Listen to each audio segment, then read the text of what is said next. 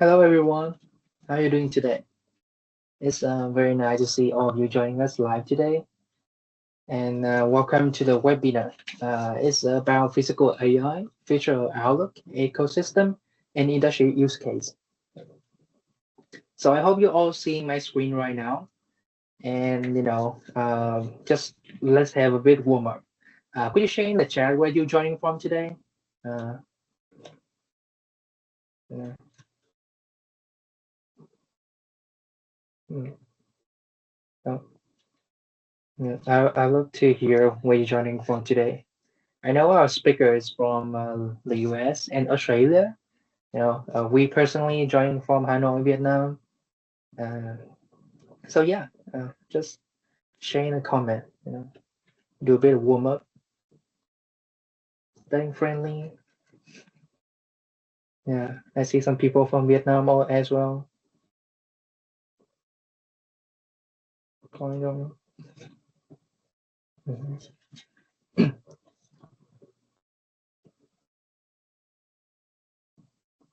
Hi. Yeah, I think just some warm up, waiting for people to join. So, hi, Joshua. Hi from Japan. Very nice.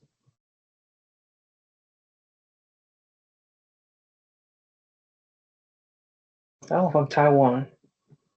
Hi. Okay, so I think we should start. We have quite a lot of people right now. So once again, I'm Beckley, the physical AI expert at LTS GDS, and I'll be your host today. So we are very excited to guide you through the real world story, insight, and then also the data about the physical AI. And just a little bit, physical AI is the technology, the concept that is moving the AI out of the screen and into the real world through robots, um, every shape of robots. There are a lot of robots. Autonomous machine intelligence system that can send, understand, and also interact with a physical environment. So that's about physical AI. So, whether you're a CTO, engineer, consultant, or, just like people love tech, we hope you all find this webinar thought-provoking and interesting. We all hope you, leave this webinar with some new knowledge. Yeah. All right. So to bring this topic to life, I'm joined by two experts that have spent many years working in the industry as well as global companies. So please welcome. We have Mr. An joining us from Silicon Valley. He is a senior data infrastructure engineer at Hippo Harvest. An brings over 15 years in data engineering and software development, with hands-on experience spanning many domains.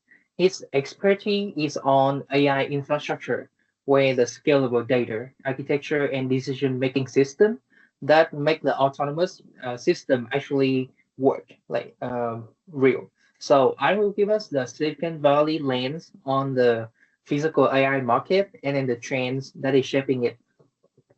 As well, we have Mitchell Hua joining from Australia. He is a robotic engineer at Neuralink and a PhD candidate at University of Technology, Sydney. Hua developed autonomous robotic solution for critical infrastructure with experience across industrial AI, robotic, mapping, intelligent inspection system. He sits right at the edge of academic research and in commercial physical AI deployment. And finally, I will be your host and sharing perspective from LTS Group and LTS GDS on the emerging role of Vietnam in a global physical AI system. So, before we start, I'd like to invite each of our speakers to briefly introduce yourself and share one thing you're most excited to discuss today. An, would you like to start? Okay. So okay. Thank you. Thank Mike for introducing me. So again, my name is An. I'm a data infrastructure engineer at Hippo Harvest. It's a farming company. So using robotics and AI. So yeah, I think Mike introduced me already. So I should say I have been working in like more than a decade. in software and data and AI engineering in different domains. Today I'm working in agriculture, but previously I work in manufacturing, maritime, and other kind of industrial AI system. So I'm here today. Okay, thank you so much, Alan. I'm sure you're gonna have a lot to talk about later. Right. How about you, Hua? Do you mind sharing a bit about yourself and what you're most excited to talk about today? Yep, thank you, Bud, and thank you, Mr. An. My name is Hua. I'm currently a robotic engineer at Purolink, which is a pipe inspection company where we develop autonomous solution for inspecting pipe networks and help companies and government to manage their pipe infrastructure. And I'm also a PhD candidate at the University of Technology, Sydney, in robotics.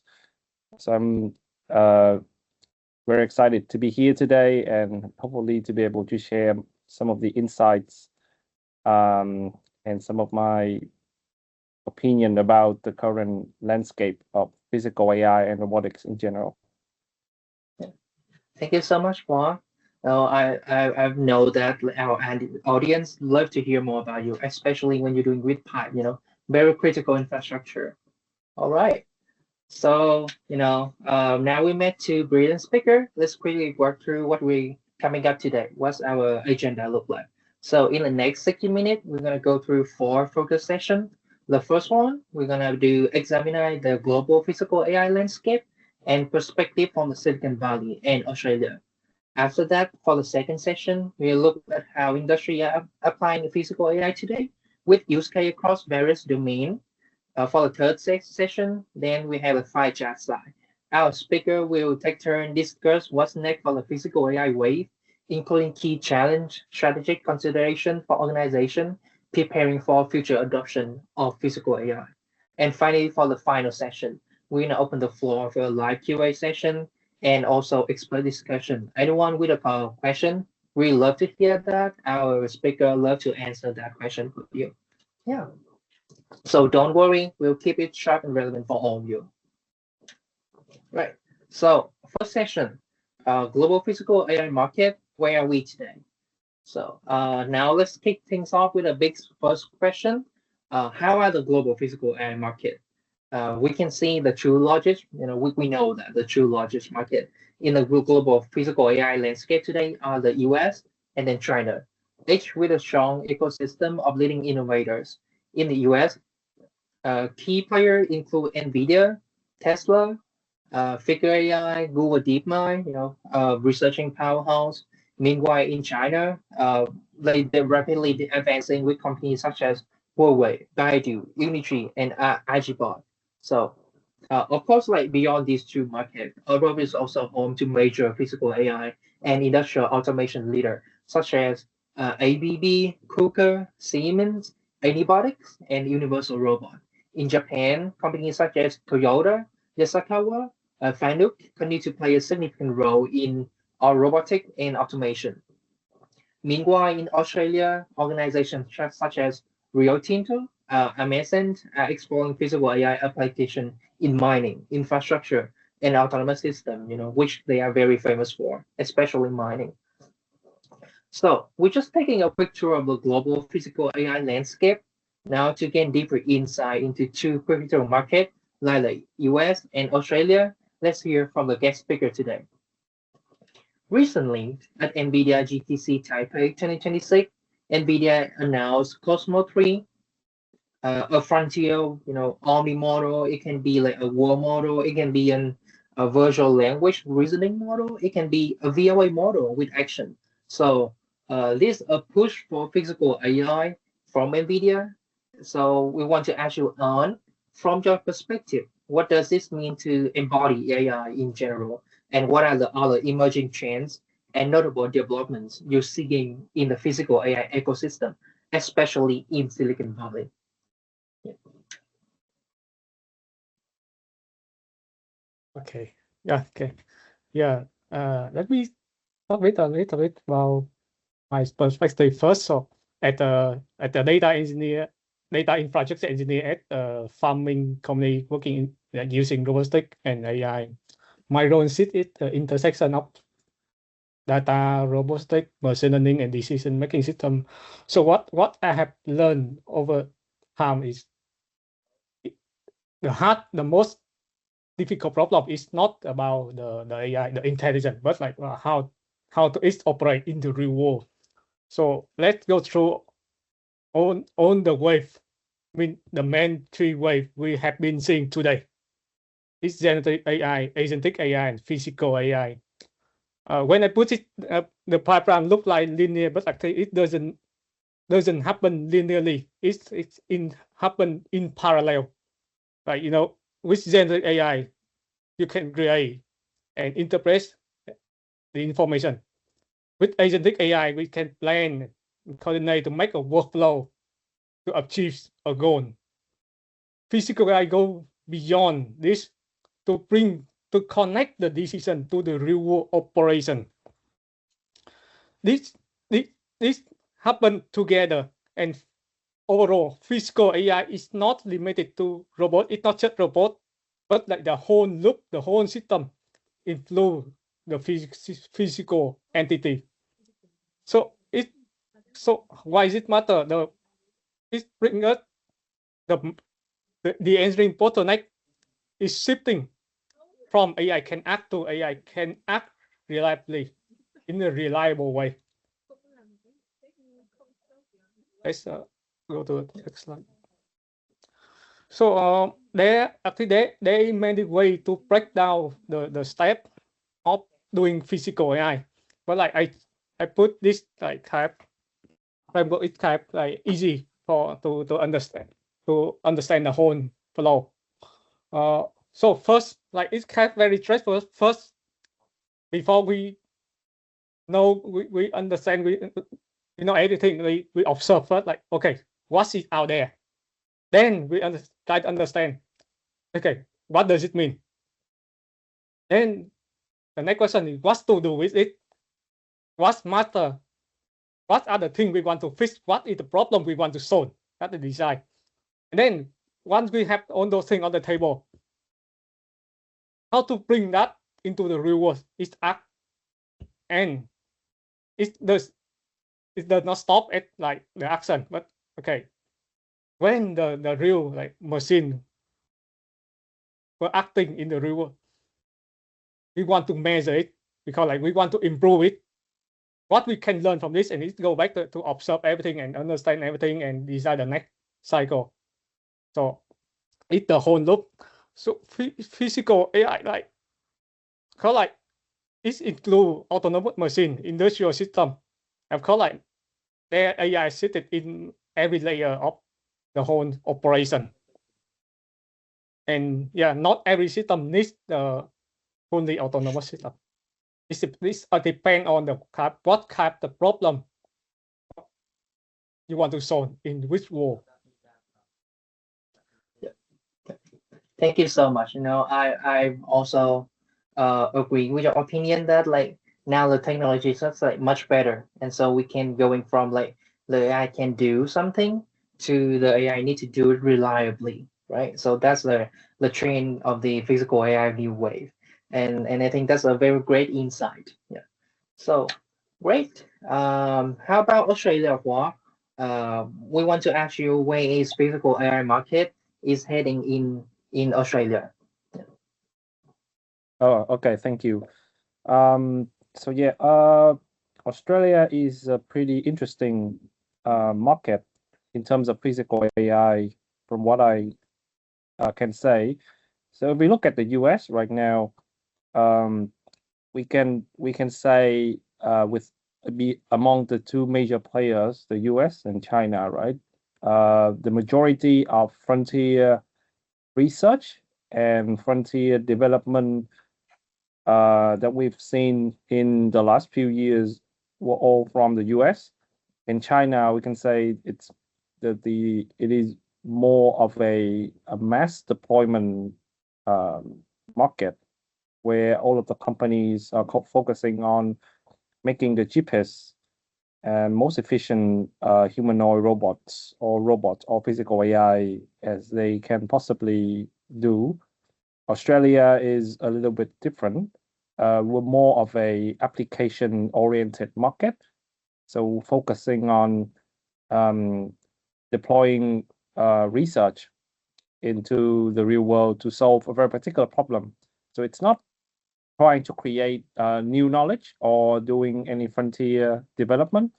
It's more about applying what's already available and then adjust it to meet the requirement of the applications here in Australia with a heavy focus in mining, etc. Yeah, that's how it's currently look like in Australia, which is a bit different from the other markets, from what I know. Yeah. Thank you so much. Yeah, I think it's a good approach. You know, like moving directly to the application layer. I'm sure there's a lot of like very pinpoint problem that need to be solved, and Australia is like directly tackling that. While on the other hand, like China and the US is kind of trying to pursue a generalist robot, as you can say, right? Yeah. Yeah. So, thank you for sharing, Hua. Then we talk about when we talk about physical AI. Most of attention today is focused on the large market, but I want to share that Vietnam is also showing some very promising signs. We know Vingroup, which is leading the way in humanoid robotic and autonomous driving investment in Vietnam. There's also a number of Vietnamese companies are making real moves across the ecosystem. We have real-time robotic or RTR supplying drone for defense, public safety, manufacturing. We have Viettel provide UAV system for military. We have Avi drone, MeSmart, Devi drones built for agriculture sector. We also have Fenicar X developing autonomous mobile robot using the warehouse AMR. And FPT provide technology service to several of the world's self-driving car manufacturers. And also, we also want to introduce LTS GDS as a part of this picture too. We provide multimodal data solution for physical AI and robotic company. As you can see here on the screen, there's some data sample collection process for physical AI. And it has been an amazing journey for us. So we also observing some growing support at the national level for Vietnam, with the Vietnam Ministry of Science and Technology establishing a National AI Development Fund for 2026 and 27 period under the implementation plan for the country news AI law. The government will also build a national AI database, which will be hosted at the National Data Center to strengthen AI infrastructure and data accessibility. Talent is another area where Vietnam has a strong foundation. Yeah. Oh. Yeah. So, moving to the next session 2, how industry are applying physical AI today. We'll now explore where the physical AI market stands today and the key trend shaping its development across different regions. Naturally, the next question gonna be, what does physical AI look like in practice?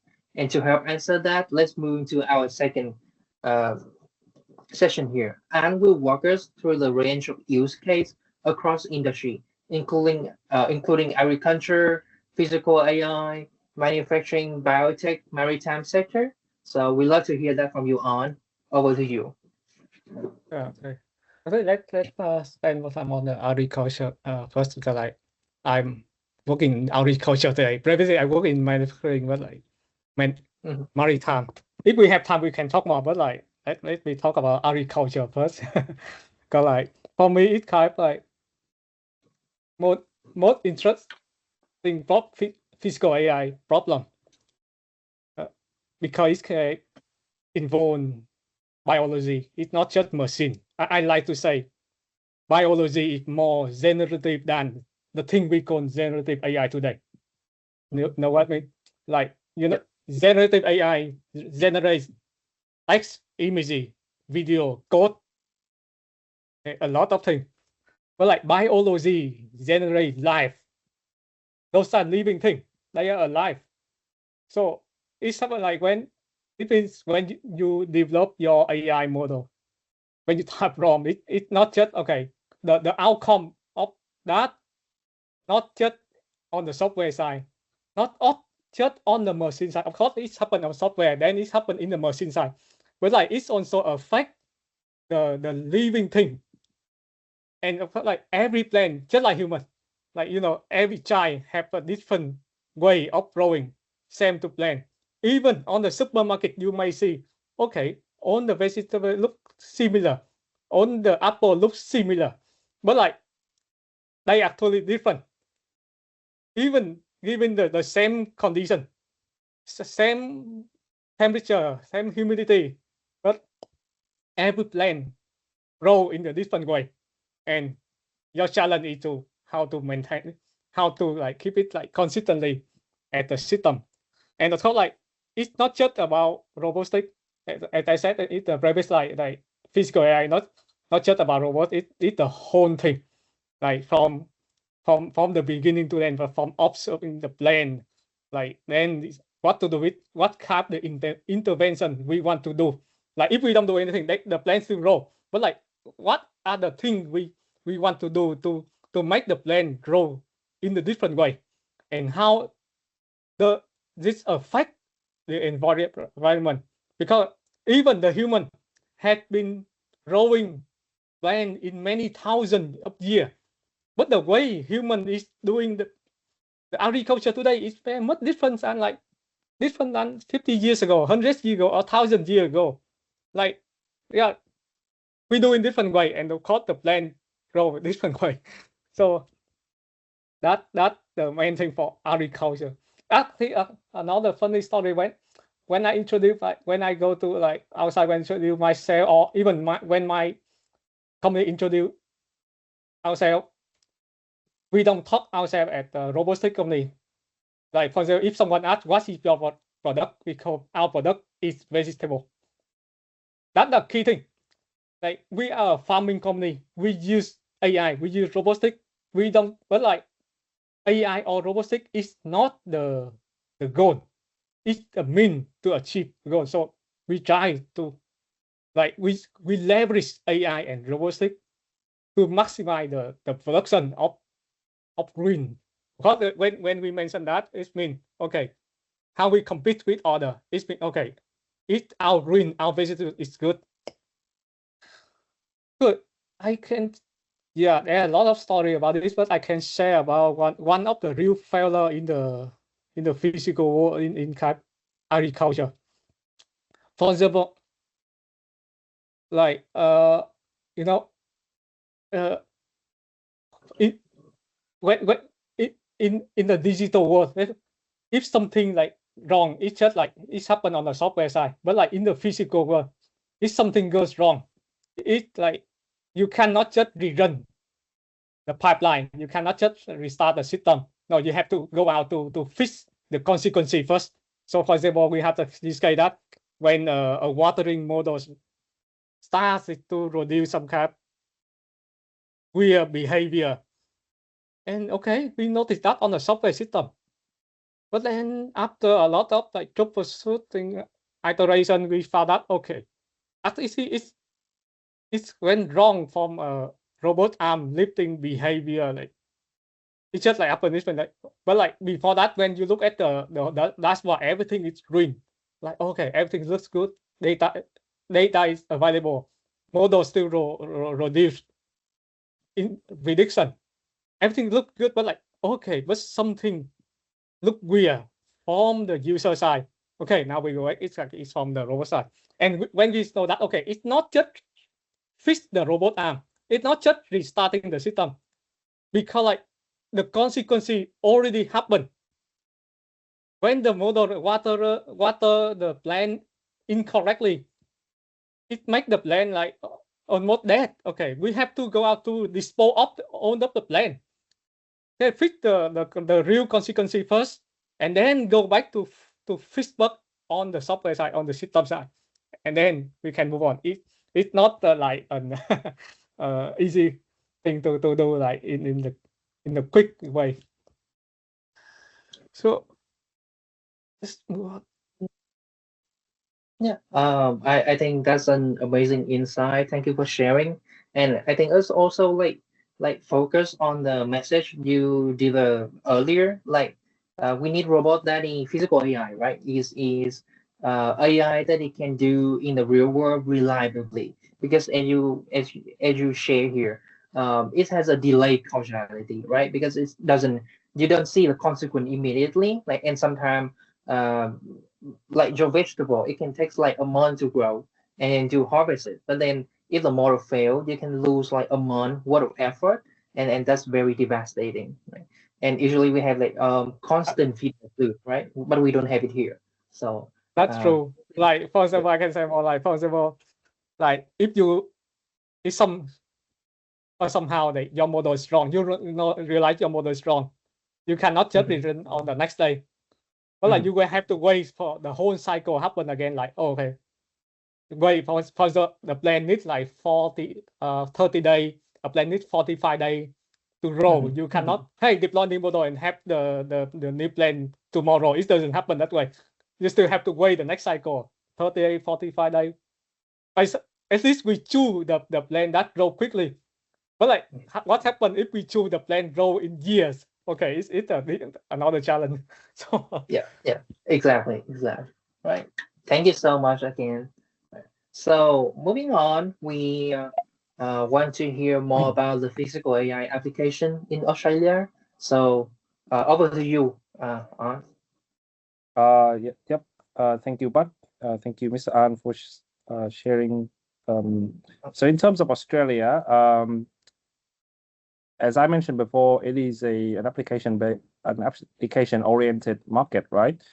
But the theme in general can be summarized into robots, field robotics, what we call field robotics. So robots that are outside in the field doing what we call dirty and dangerous jobs in replacement for human.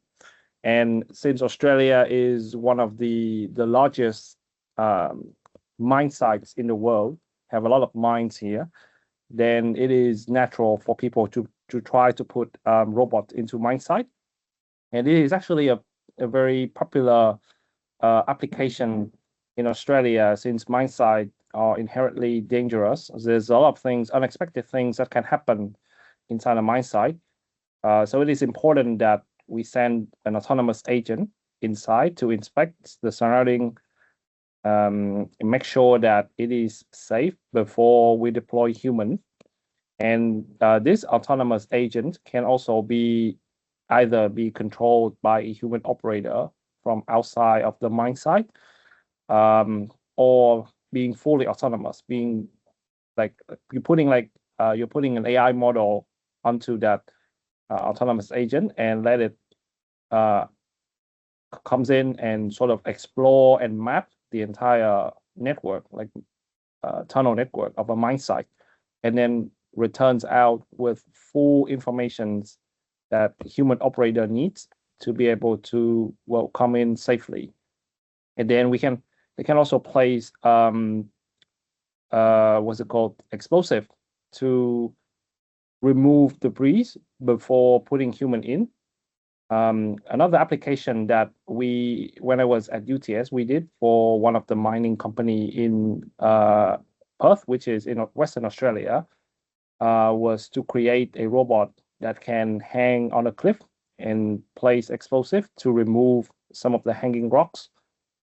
Usually the job are done by human, but because they have human casualties recently, they kind of want to move away from using human for that kind of dangerous job, and then that's when physical AI or robots come into the play. Yeah, that's in mining. Another well field that's been seeing robots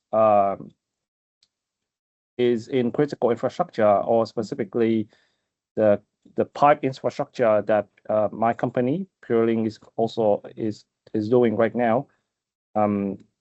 So the idea is pipe is a very critical infrastructure for making sure that we live a healthy and normal life, right?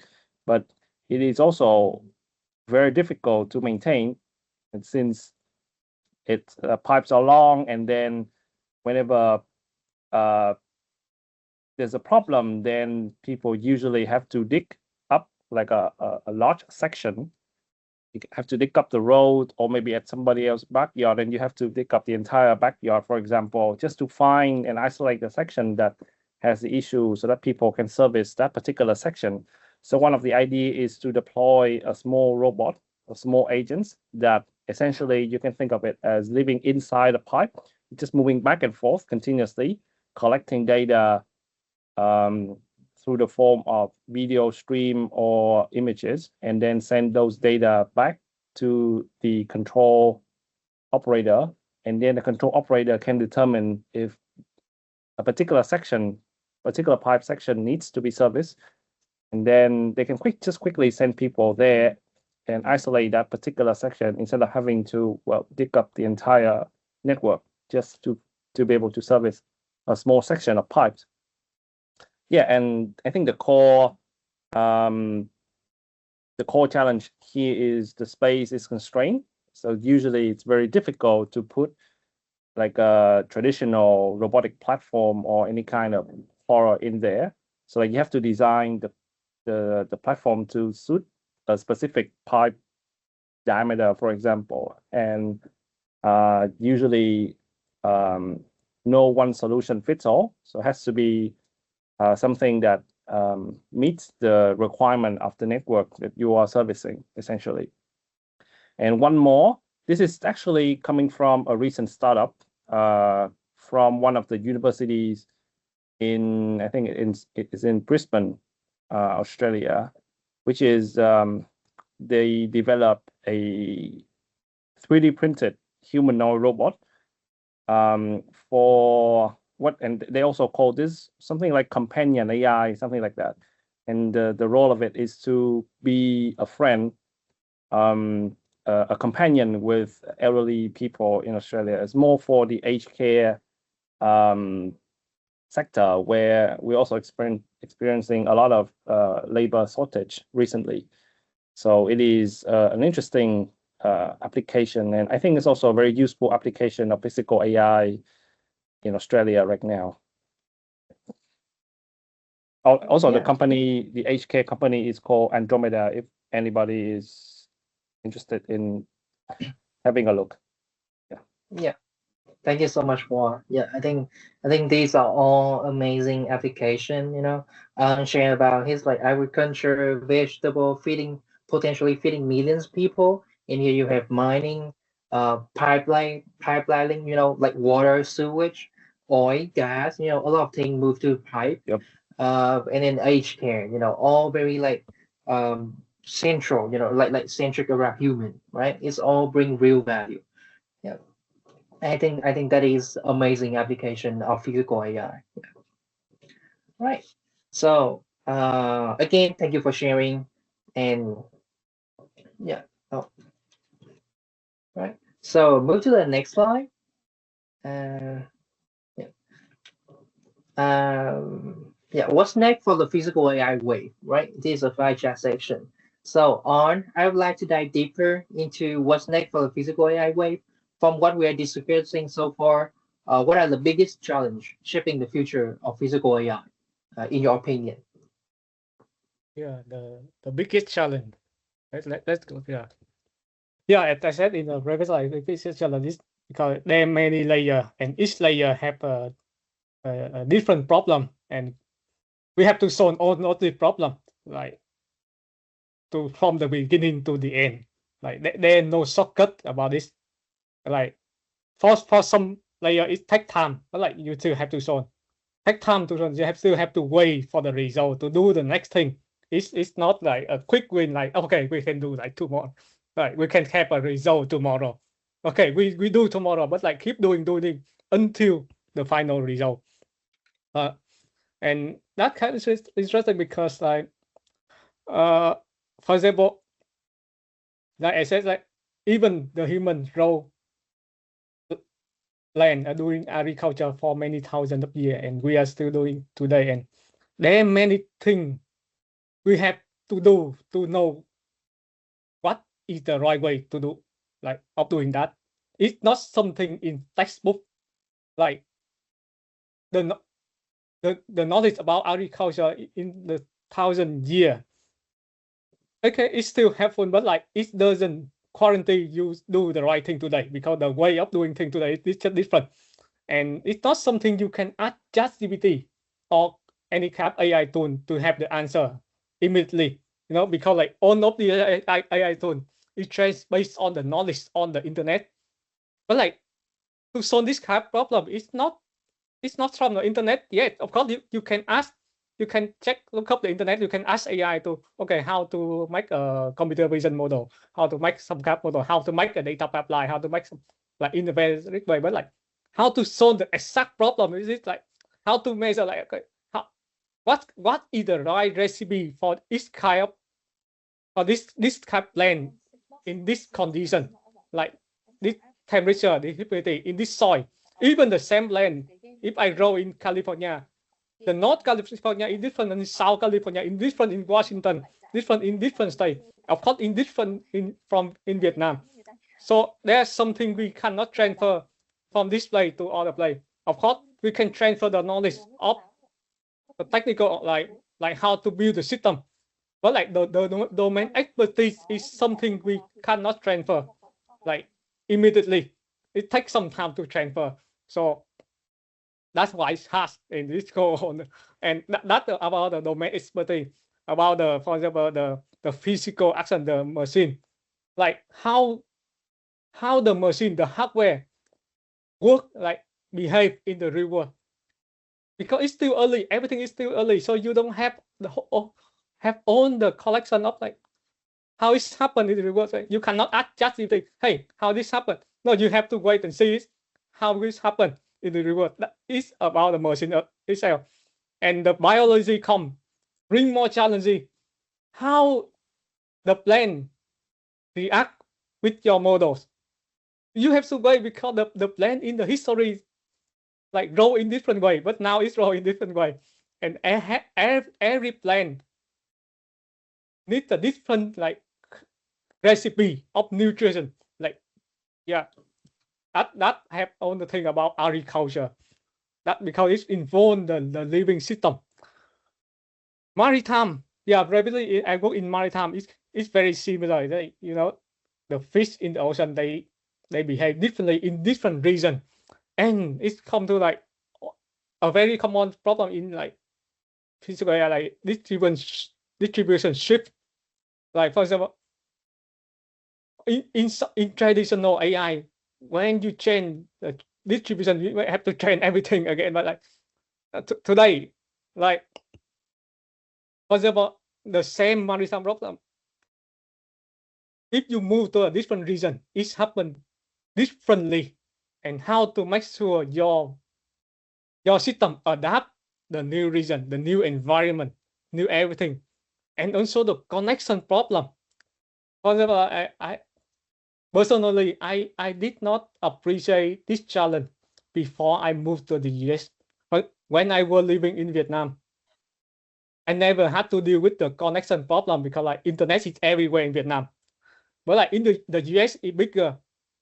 It's a kind of like a continent, like the so there are a lot of remote area with there's even no phone signal, not about internet.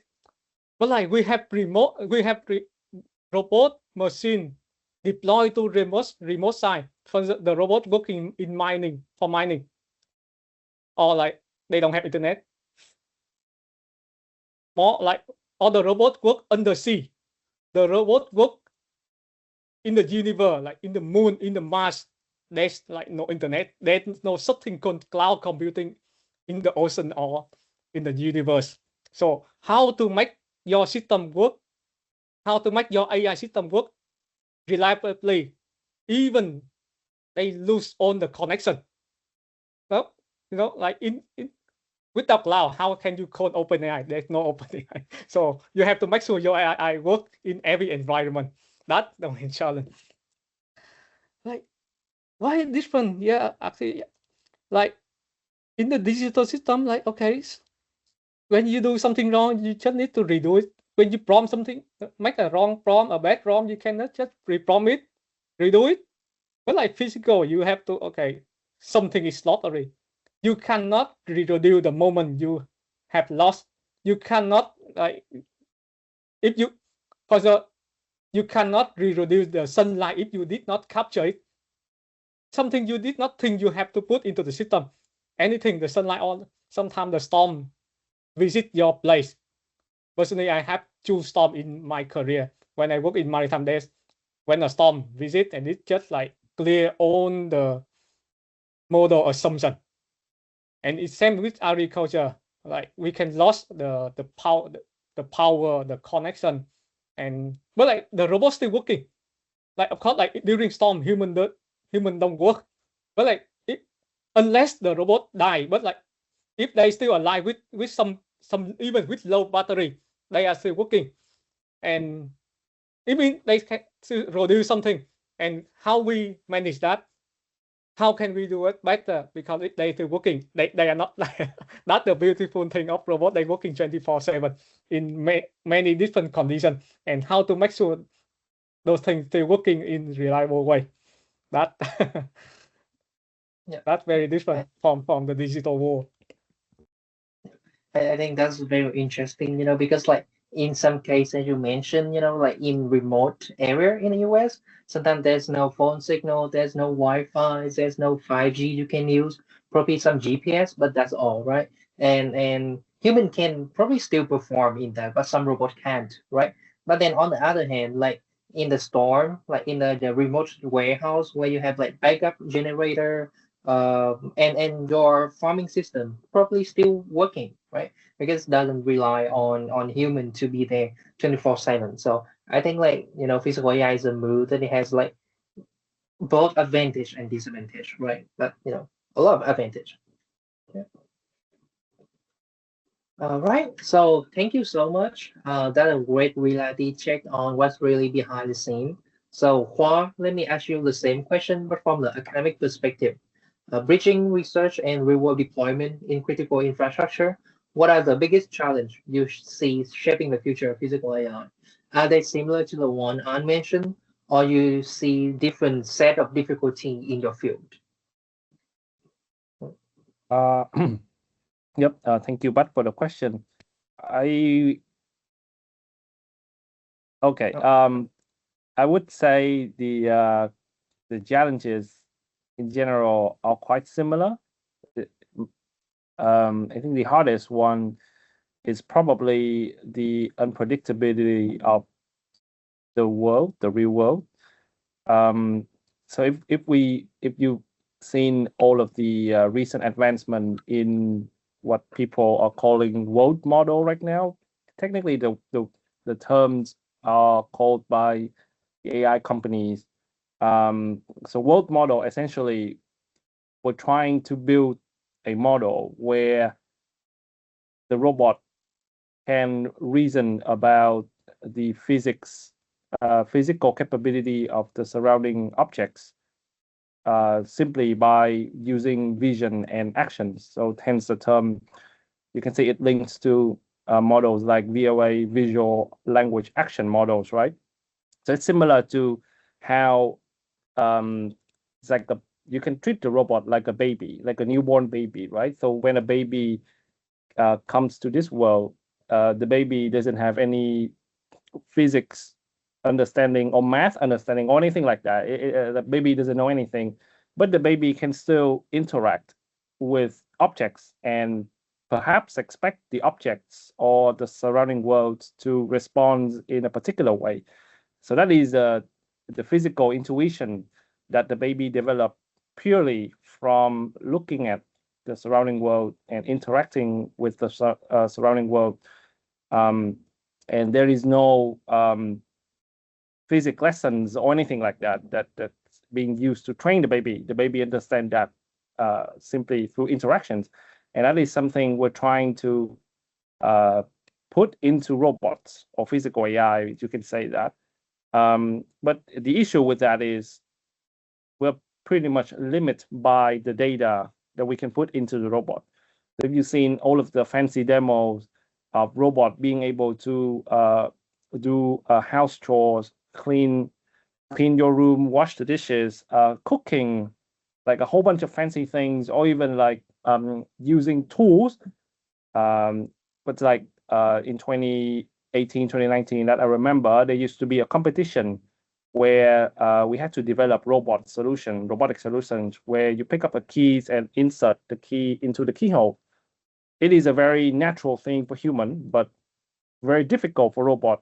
At that time, it's like what 7 or 8 years ago, to be able to do something like that. And now we have models that's being able to do that kind of thing. But again, like all of that, demonstrations and models trained for robot are all for, I would say, for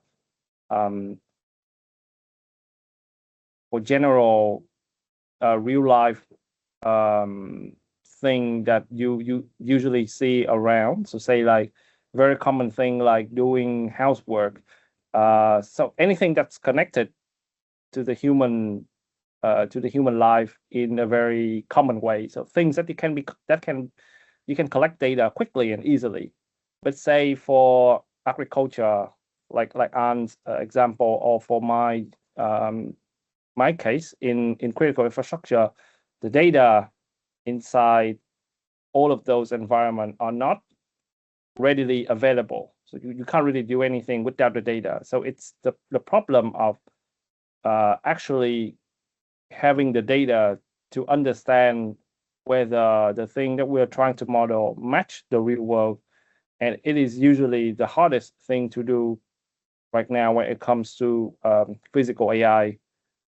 Yeah, and I think that's one of the things that research is trying to tackle as well. So like being able to generalize the training enough so that you can train for one scenario, but then the robot can handle other kinds of scenario. But then again, there's a limit to how much it can do without the actual data of a particular scenario. Yeah, I think that's and thank you for sharing about that problem, the data problem, right? And I think that's also showing up with like the previous AI generation, like LLM and machine learning, right? It's only executed as the data you training it on, right? So having and then especially physical AI, getting the data is especially more difficult, right? Yes. Thank you so much. Right. So, we build a clear picture of a key challenge facing physical AI adoption, and let's shift our focus to the most awaited part, implementation. So again, Hua, based on your experience working with autonomous robotic platform, what steps should autonomous system builder, or in other words, like autonomous device and firmware provider, need to do to successfully adopt physical AI?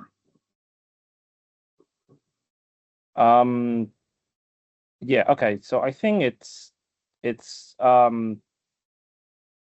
successfully adopting physical AI. I think you should always start with the problem that you're trying to solve.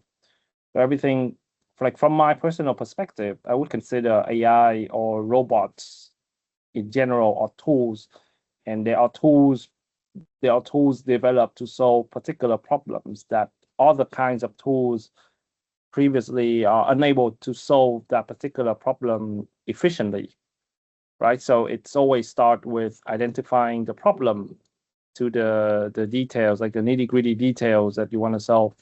And then we prototype a solution that can either be through high fidelity simulators, like Isaac Sim from NVIDIA, or any kind of simulator, or even sit down and use the good old pen and paper, do some math, trying to understand a solution, like come up with a solution to solve the particular problem, and deploy and collect initial data.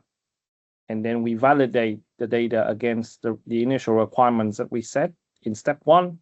And it's a rinse and repeat process. So I think it's very important that because we're dealing with problem in the real world, it will always be the case that the first prototype will never be the final solution. So it's very important to be very open-minded to failures, and embrace failure as part of the journey to adapt and make good use of the AI tools that we have to make the solutions to solve particular problem. So yeah, that's some of the insights I have. Yeah, thank you so much. Yeah, I think, and then I think it's the process like rinse and repeat apply to a lot of like other problem, right? And then especially AI, you need just to like do it, see what's wrong, update it, get new data, and again, right? Yeah. So thank you so much for sharing. Those are very like actionable recommendations. Right? Yeah. So how about you, On? Based on your hands-on experience, what additional advice would you give in markets across industry, such as manufacturing, logistics, looking to adopt physical AI? Yeah, what are your advice? Yeah. Okay, actually, it's very similar to what Khoa just shared. Yeah, first you need to find the right problem. What is the problem you want to solve? Like otherwise you solve the wrong problem. Like this kind of I can use my company at the sorry. Wait. Hello. Sorry about that. Yeah. Further, I can use my company as example. Like if you ask me what is your product, what is my product? It's the green. First to the end user, it's the green, it's the vegetable. But like on the system side, the product is the platform to reduce this. It's not like about AI. So first on, choose the right problem first, and then do it. I mean, find the right problem and then find the solution. The solution is not something you can find at the first time you look at it. It's not straightforward. It's not something on the internet. It's not something you can ask AI to do. You have to do it over time. You can do it. Then you can, after spending enough time and effort, you know how to do this. Then you can, okay, now first you have to do it, like know how to do it manually. Then you can push in, make it automatic and autonomous way. Then you expand the use case from the evidence you had, like after a lot of experience. For in my case, we cannot like make like multi-farm at the beginning. We have to do one farm correctly first, like everything is correct, because otherwise, if we still doing something like randomly something wrong, and you scale the problem. But like if you do everything properly, then you can scale that system to another farm. Of course, with the new farm, you have to learn something new. Of course, like every site, every deployment is different. But like you will not go to the like scaling way a new site until you have already figured out what is the right solution to solve the problem you choose. That our approach is happening here. Go to so today AI has already learned to generate the answer, the plausible answer. But like the next challenge in physical AI is to generate the reliable outcome in the real world. Now we talk about AI, artificial intelligence, the intelligence, yes, attention, but like it's not everything. The key thing is the reliability. With the reliability gives you the permission to operate. Otherwise, you can break something in the real world. That's the main point of physical AI. Okay, it's like okay, so I think many people have already asked me this question, so I can, because everyone can have different answer. I just said my personal like opinion on like what kind of like thing that Vietnam, I mean, not just Vietnam, but like in Southeast Asia or some country like Thailand, Malaysia, Indonesia, like what this country can do. Because like different countries have different trend. And from my opinion, if I were in Vietnam, I would try not to like pursue like for example frontier model. That's the thing of Silicon Valley. Like Silicon Valley keep introduce new thing like new physical system like new sensor, new skin. For example, I used to make a company in the US. They making like skin for the robot. You know, human change skin every day, every moment. But the robot doesn't have skin yet. Not yet today. Maybe like many years later. So without skin, how? I mean, the robot without skin, you cannot change, deploy your model like quickly. Human skin change every day, but like the model on the robot, like maybe after a while, not every day. You cannot replace it immediately. And I know some robotic company in the US, they are developing that kind of capabilities of the human skin. They develop new sensing system that can change and adapt over time.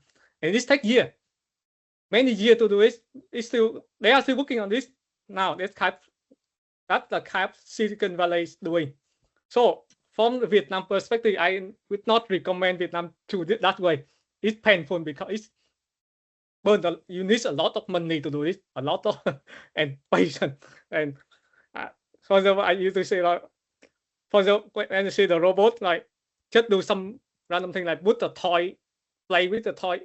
They actually today they do it like even more slowly than a baby can do, a human baby can do today. Maybe after like 10 years it's better, but today, like humanoid robots still not the level of a human baby can do. That's the true thing. So I would not recommend Vietnam to that one. I mean, if you are a talent, you can, if you have lucky, you can find a lab that can fund you. Like the lab, they have a lot of money. Okay, you can do it. But like in overall, like I would recommend to like do something like to solve some kind of business problem, like make sure like to get some like find the problem you can solve, you can do better with AI, with robotics, and profitable. You can get revenue. So, and to do that, when doing that, you can earn a lot of things that other can not easy to replace you. For example, when you build a domain space on some problem on agriculture, as I said earlier, even given the same agriculture problem, the way the grow land in the US grow in the US different from how it's grow in Vietnam. And when you develop, you have a unique way of solving a similar problem. For example, one of my friends in Thailand used to ask me, hey, and I want to do some kind of fruit grading system. Like, and I got what kind of fruit that he asked about durian. Oh, durian is not something the US care. So I was like, in the US, we care about like apple, strawberry, but not durian. But it's different because durian come with the smell. Current AI today, okay, we have like computer vision system with the like imaging, with the video, but like we don't care about the smell. But like if you want to do it in Thailand, in Southeast Asia country, something like this, you have to develop. Of course, you don't have to develop everything from scratch. You have like a lot of hardware sensor from China. You can buy it from China. For the AI model, like the most advanced AI model, you can leverage that from the US. But to solve that kind of problem, you have to like experiment that yourself with the existing technology from US, from China. And once you can develop that, of course, it takes many years to do it. I don't say it's easy, but at least that thing, once you develop that, you have that kind of unique experience, unique expertise, and no one can replace you. Like because like it's like it's just impossible to copy today. I mean, it takes time. Maybe after many years, maybe after many years, many people can do it, but just not today. And yeah, and the domain expertise like apply to the local problem, that the unique thing. And there's something I would not recommend. So I don't want Vietnam to one day become a cheap labor country. For example, I keep hearing about like some people like want to do like spend effort on data annotation. Of course, to solve some AI problem, you need data, you need annotation. Of course, you have to do it, but it should not be the goal. The goal is to solve some kind of business problem, and then we have AI. Then we need data, we need annotation. We do it because we need it. It's not, but like the annotation itself should not be the goal. Like for example, if you build the whole data annotation for this, someday the JS introduce a new like modeling approach that use less annotation, then your business become like outdated. Then it doesn't help you in long term. I mean, it should be. I mean, should not be the main goal is new business today. So that's why my personal point of view. If someone have different opinion, can share with me. Thank you, An. Yeah, I think it's very interesting and very insightful. Yeah. Yeah. So it's time to move to section 4 Q&A. If there's a topic you'd like our speaker to explore further, or you're a challenge you're facing in your own organization, or simply a question about physical AI is heading next, we'd love to hear from you. You can either type the question in the chat or raise your hand and ask it directly. Our team's keeping an eye on everything. So I'll bring a few of your questions straight to our speaker.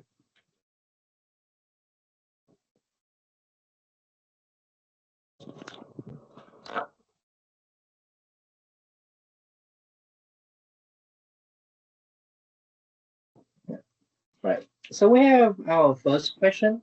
If Vietnam shouldn't compete on cheap labor or foundation model, what the single most defensible advantage Vietnam can build in physical AI over the next 5 to 10 years? So okay, there are two things: cheap labor and foundation model. So cheap labor, I would definitely not recommend.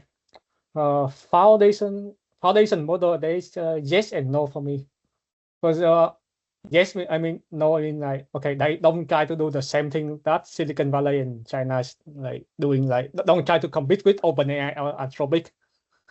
But like if you can make a specialized foundation model for your problem, your own problem, it's unique thing you can do. I mean, that's require a lot of research. You still need a lot of like PhDs people like put a lot of effort on this, and I think that's still a challenging problem if you have the right problem to solve. Yeah, still foundation model, but what kind of foundation model? For the talking about the world model, think about for the what is the world to you? The world, it doesn't need to be the whole planet or universe. So for the in agriculture, our world can be just a greenhouse or like a field. In the mining, a world is just a field. I mean, a mine. In construction, the world is just like a construction zone. If you can think about, if you think that way, you can make your own world model to your own world. The world is the scope, the space of the problem you want to solve. That's the thing I think like you can do. And yeah, like I mean, more company are not physical. Yeah, I see the yeah. So sorry, can you is this on everything about the question? Is or what is the later part of the question? So Maya asked, what the most defensible advantage what Vietnam can build? So yeah, as yeah, you arguing for the world model. yeah. So that one example, not everything. Again, come back. The most defensible, find the right problem to solve. I mean, you don't like what is the problem you want to solve? For example, like there is a lot for the Vietnam has been doing a lot of things in agriculture, manufacturing, logistics.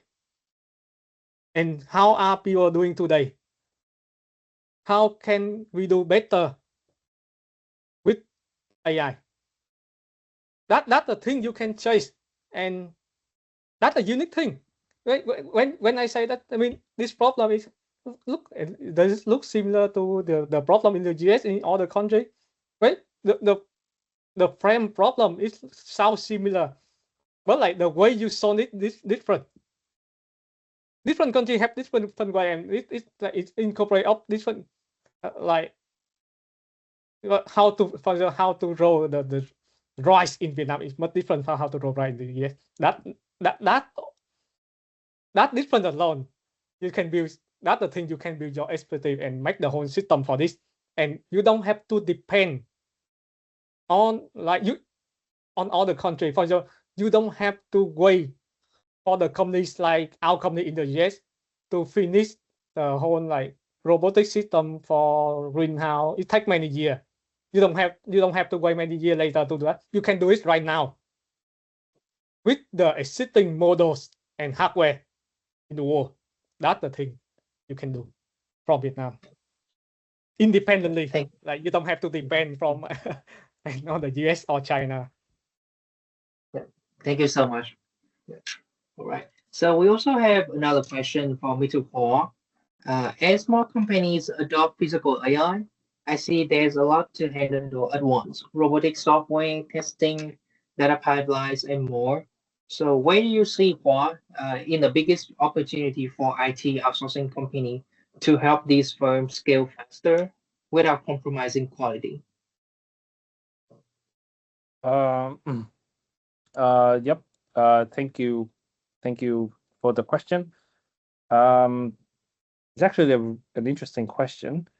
So this is all from my own personal experience. I would say with the whole development of LLMs, software in general have become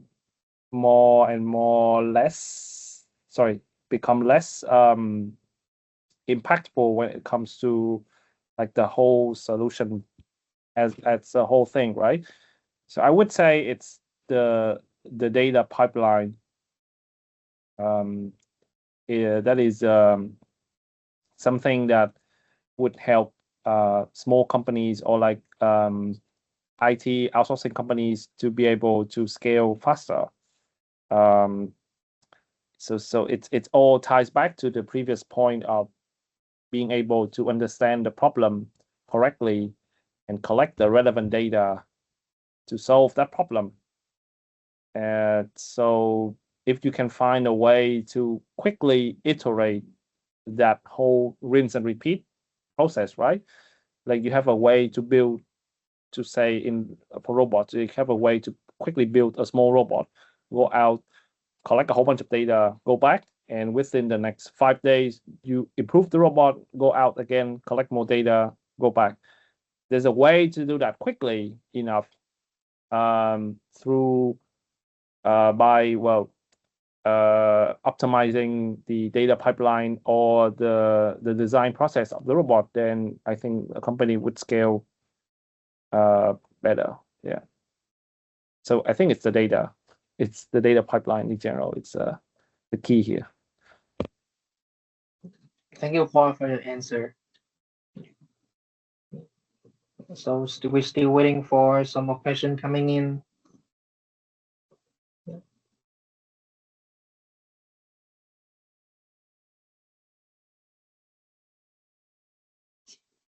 Does anyone have more questions?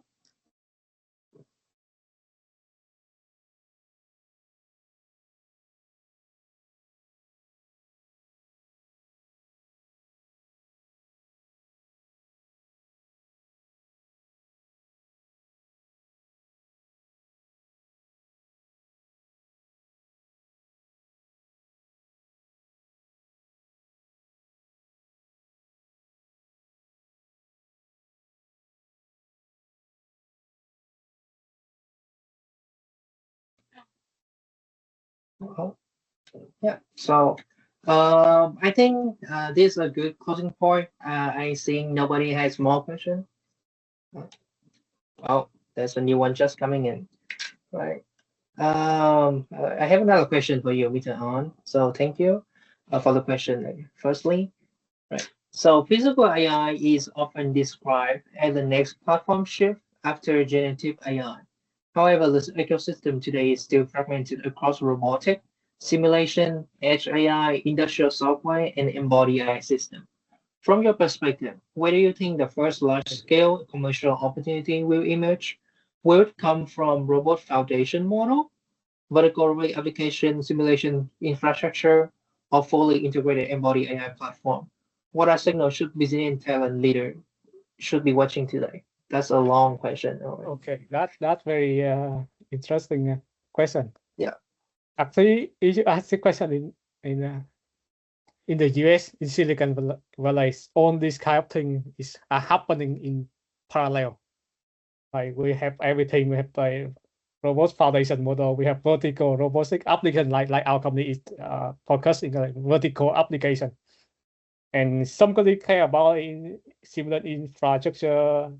And yeah, a lot of company in doing like embody AI, and it depends on like it's like for me, it's kind of like all very opportunity. Like I personally, I asked myself a years ago, what kind of robotic company problem I want to solve today. I mean, I just joined the company last year, and okay, should I join humanoid robot company, or should I join a foundation model problem?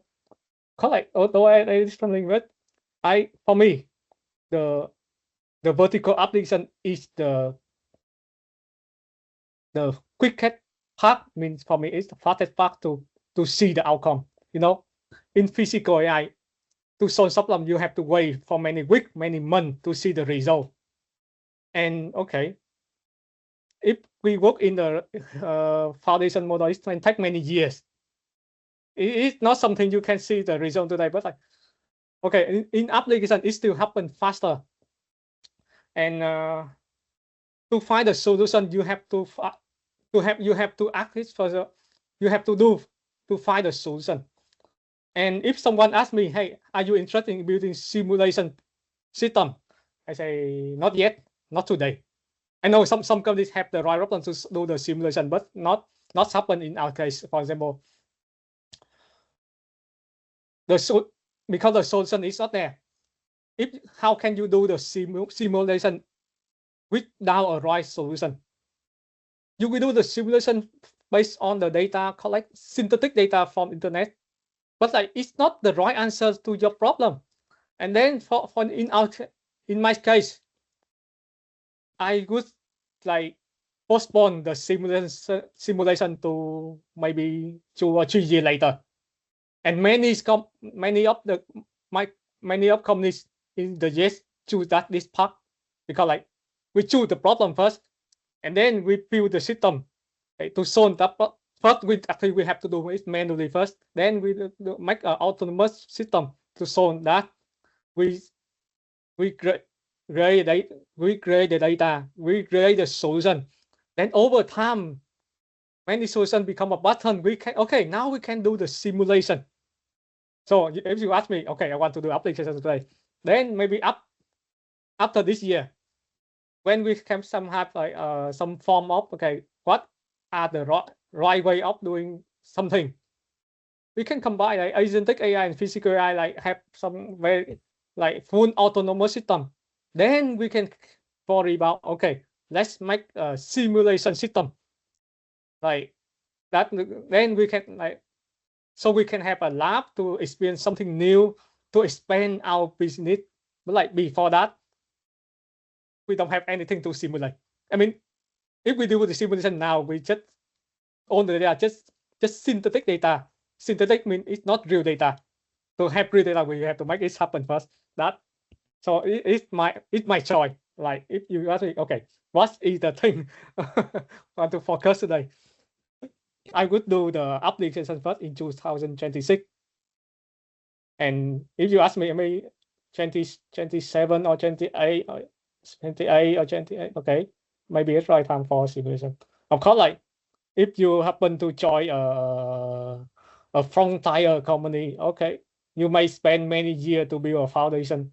Although I used to talk some like a company working with or if you work for a company for doing the sensing thing, the skin for the robot, it takes many years. You don't have any robots with skin today, right? Because they are still working on this, and this take maybe another 5 years or 10 years, I don't know. And if you choose that way, you have to wait and spend a lot of effort on it. And okay, and after that you will have that. Yeah. Does it answer your All question? right.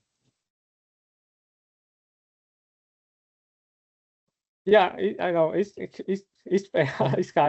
fragmented because like the problem is like it depends on what's matter to you, right? What's matter to your business. Do you want to solve the foundation model problem, or you want to?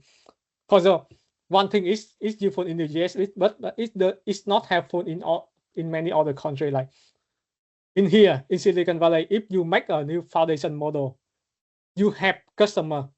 Like for example, for the companies working on the application, if we want a specialized foundation model, one day for example in agriculture, if someone have for them, if there are many agriculture companies working on this, so if you can provide a new foundation model, it's helpful to adopt it.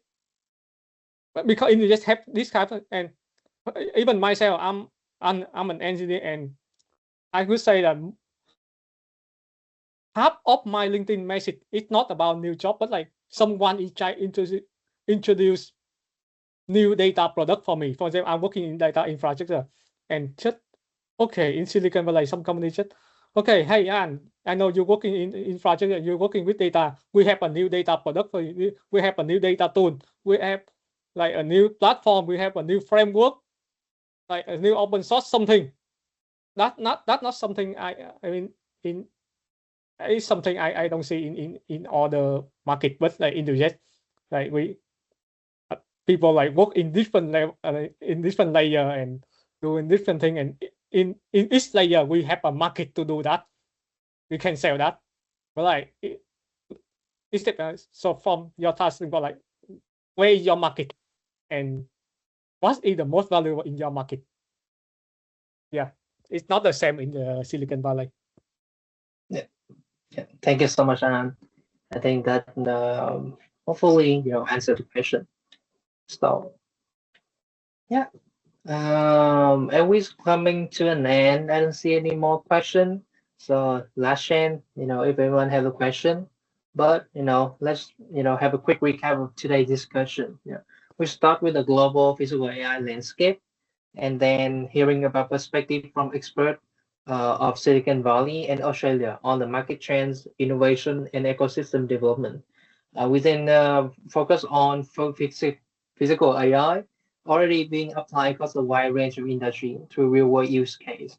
After that, we look at the next wave of adoption, discussing both the challenge and also how can organization should be preparing for.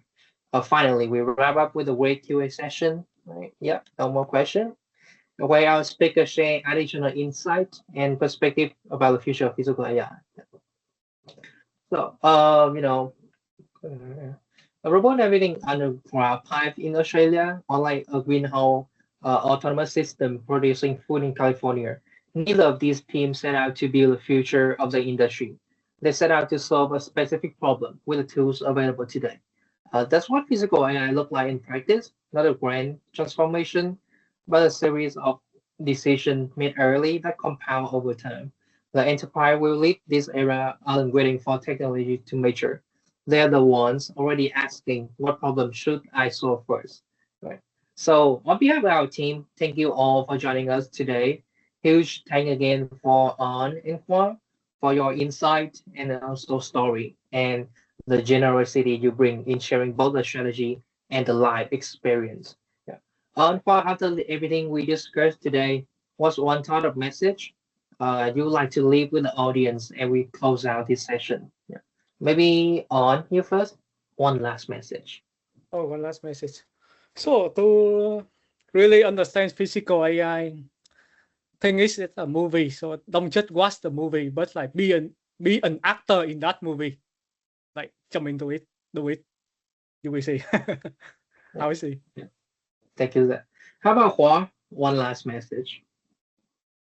I would say it's about maybe having the curiosity and the willingness to go out there and try different things and embrace failure and just keep trying, and then you'll figure it out eventually.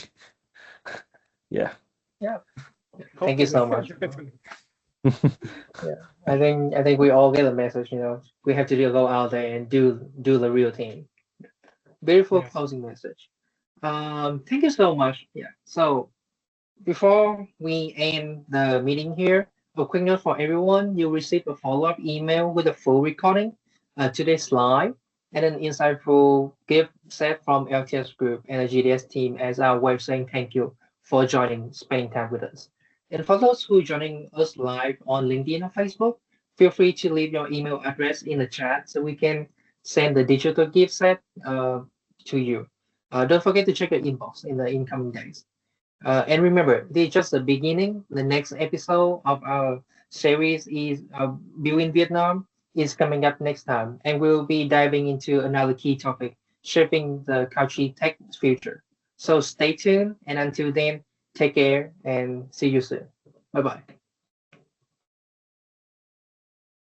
Bye, everyone. Hope you all have a nice day.